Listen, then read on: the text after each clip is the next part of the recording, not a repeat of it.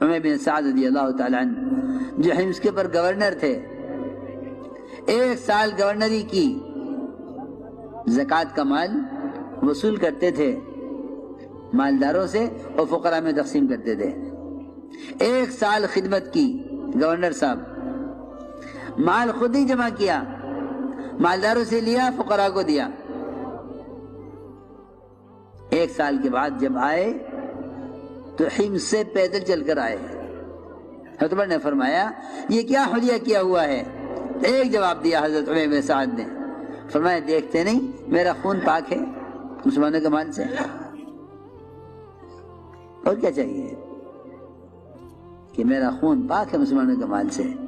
میرے دوستو، بزرگوں، عزیزوں، اس لیے فرمایا کہ سب سے پہلے معاملات کو حکم پر لاؤ،